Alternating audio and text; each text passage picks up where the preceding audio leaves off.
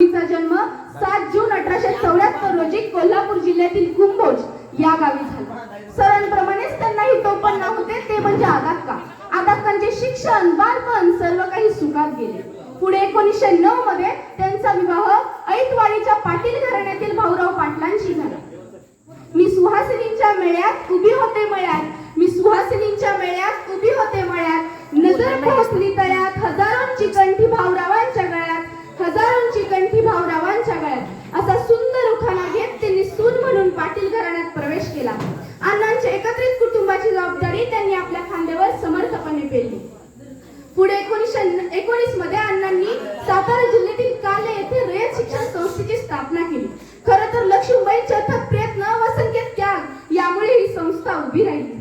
त्या इवल्याशा रोपट्याचा आज आपल्याला वटवृक्ष झालेला दिसतो. एकेकाळी सनातन वातावरणात वाढलेले लक्ष्मीबाई भाऊरावांच्या कार्यात इतक्या एकरूप झाल्या होत्या की त्यांनी स्वतःची 3 मुले आणि वसतिगृहातील मुले यांच्यात कधीच भेदभाव केला नाही. खरंच नावाप्रमाणेच आपले कार्य सार्थ करणारी ती लाख मोलाची लक्ष्मी होती. आपल्या पतीने निर्माण केलेली संस्था नावारूपाला यावी याकरिता या माऊलीने आपल्या विवाहात मिळालेला 90 तोळे सोन्याचा त्याग केला. हो, तब्बल 90 तोळे सोन्याचा त्याग केला. म्हणतात ना, देवाची ती खून आली ज्याच्या घरा, पडे त्याच्या चिरा संसाराला, पडे त्याच्या चिरा संसाराला. एक प्रसंग सांगते. एकदा भाऊरावांचे वडील पायगोंडा पाटील यांच्याकडे काही पाहुणे मंडळी जेवणासाठी आली होती. सर्वजण जेवायला बसले होते. लक्ष्मीबाई त्यांना वाढत होत्या. पाहुणे मंडळांनी पायगोंडा पाटील यांना प्रश्न केला, काय करतात हो तुमचे चिरंजीव?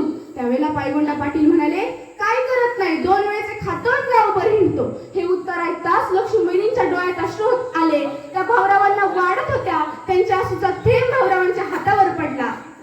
आपल्या पत्नीच्या डोळ्यातील अश्रू भाऊरावांना पाहवले नाही. ते सरळ उठले आणि बाहेर पडले. खरं तर येथूनच त्यांच्या कार्याची सुरुवात झाली. स्त्री साध्वीचे अश्रू अति शक्य असतात असे म्हटले जाते. सीतेच्या अश्रूंनी रामायण घडले, सीतेच्या अश्रूंनी रामायण घडले, द्रौपदीच्या अश्रूंनी महाभारत घडले आणि लक्ष्मीबाईंच्या अश्रूंनी ऐतिहासिक नामवंत रयत शिक्षण संस्था घडली. वसतिगृहातील सर्व मुलांच्या त्या लाडक्या वहिनी होत्या. पाखीर फुट्या पाखरांसाठी पवित्र असा वटवृक्ष रोविला, पाखीर फुट्या पाखरांसाठी पवित्र असा वटवृक्ष रोविला.